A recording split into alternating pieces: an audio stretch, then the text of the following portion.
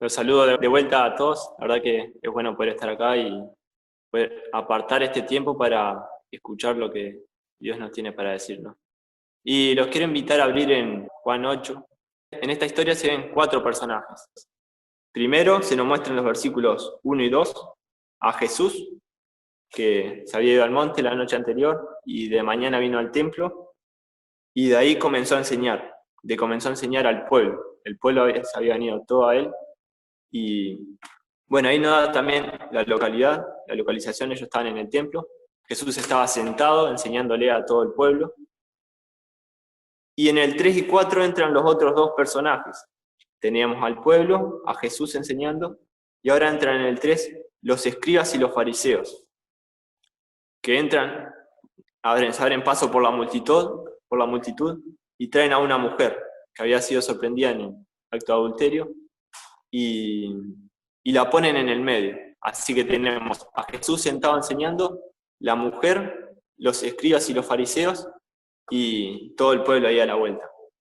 Y bueno, entran los escribas y los fariseos, le ponen a la mujer en el medio, y ahí comentan a Jesús, le hacen una pregunta. Le dicen, primero, Maestro, esta mujer ha sido sorprendida en el acto mismo de adulterio, y en la ley Moisés nos mandó a apedrear a tales mujeres.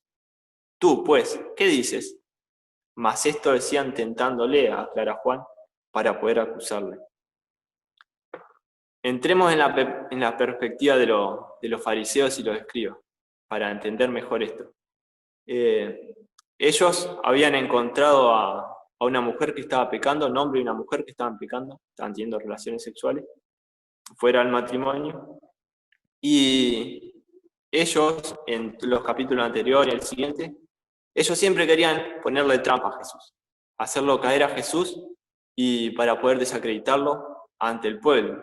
Porque en el capítulo 7, el pueblo, hasta los alguaciles que lo habían mandado a capturar a Jesús, a prenderlo, dijeron, nunca hemos oído a alguien que hable así, a hombre que hable así. Entonces la gente estaba maravillada con Jesús, con su enseñanza. Y entonces los escribas y los fariseos querían acusar a Jesús, desacreditarlo frente al pueblo. Entonces ven esta situación de la mujer que estaba pecando y sacan a la mujer misma, solo a la mujer, la sacan y la llevan delante de Jesús. Esto para hacerlo mal a Jesús, ¿no?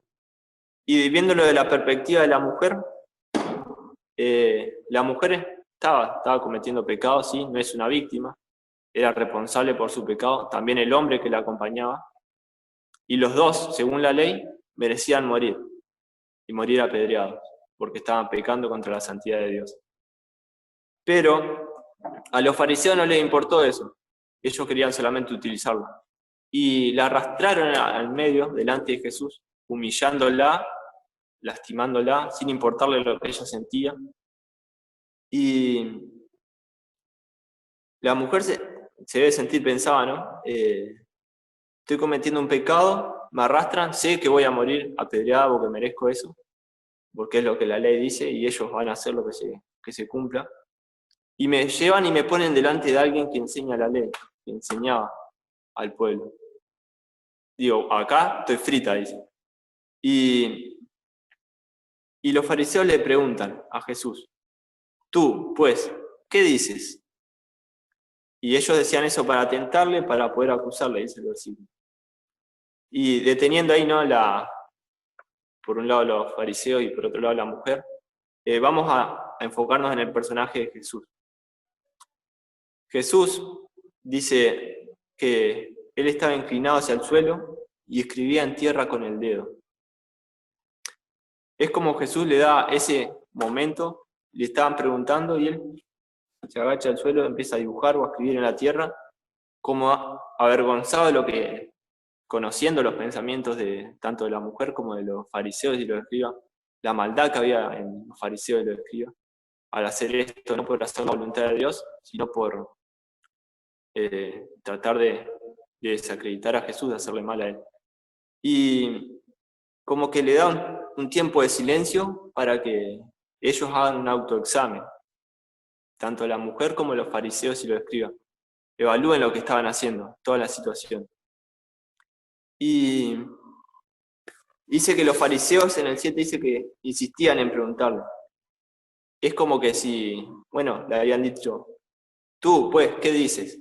¿Qué dices? Te traemos a esta mujer, estaba pecando. La ley no dice que la apedremos. ¿Qué dices? Pues, tú, ¿qué dices? Y así insistiéndole.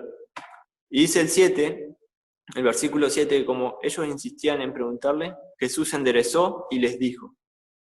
Y da una respuesta que solo con sabiduría, que muestra la sabiduría de Jesús, ¿no? Y dice, el que de vosotros,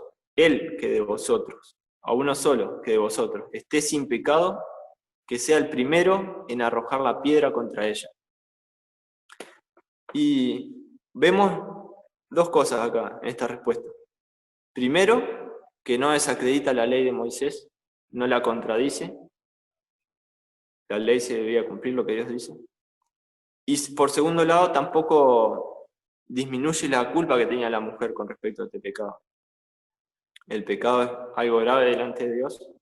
Y aún una tercera cosa, también le da tiempo para que le da la oportunidad más que nada, para que los escribas y los fariseos pensaran y reflexionaran lo que estaban haciendo y se arrepientan ellos.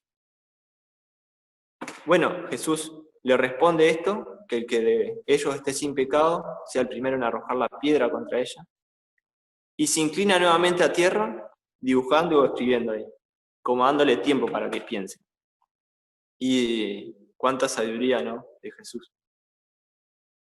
Y vemos, el 9 nos sigue contando, por otro lado, que ellos, los escribas y los fariseos, cuando escucharon esa respuesta, dice que acusados por su conciencia, reconociendo su conciencia, los acusaba de que eran pecadores, que ellos no estaban sin pecado, y empezaron a salir uno a uno empiezan a salir. Es como que si podemos imaginarnos esa escena.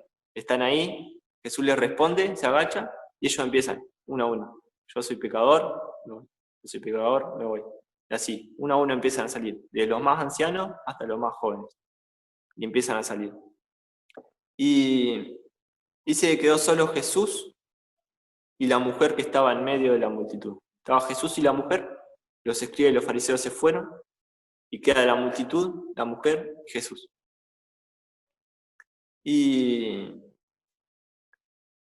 el capítulo 10 nos muestra también cómo Jesús se endereza de vuelta para arriba y dice que no viendo a nadie, sino solo a la mujer, le dijo, mujer, ¿dónde están los que te acusaban?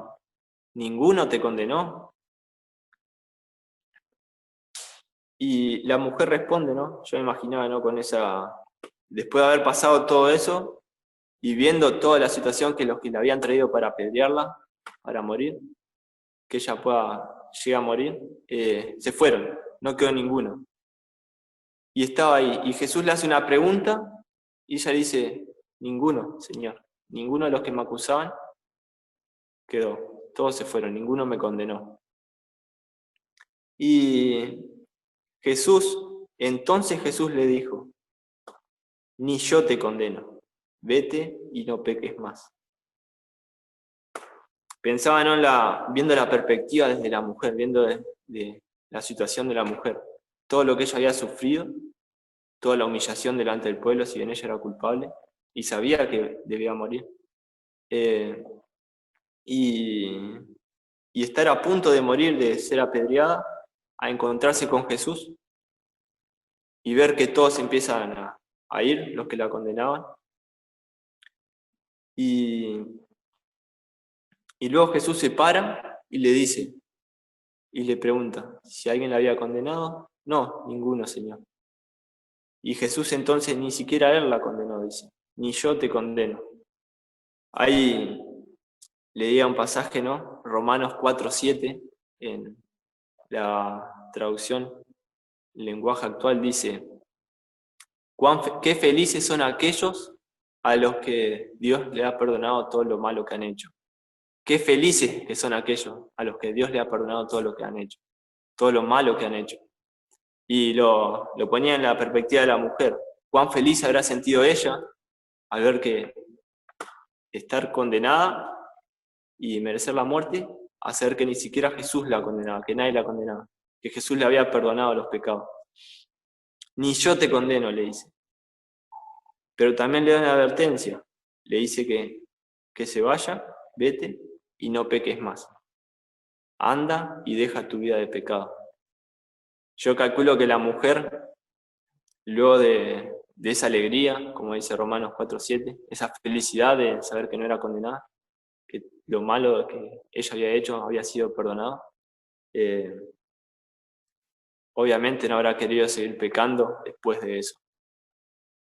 Y vemos, siguiendo la línea que veníamos viendo de estudios todos los domingos, esos encuentros transformadores con Jesús, de venir de una condición de pecado, siendo pecador, y encontrarte con Jesús, el único que te puede condenar, el único que está libre sin pecado, y que te diga, yo no te condeno, pero no te queda así, sino que le da una advertencia también. Anda y no peques más. Vive una vida santa, una vida agradable a Dios.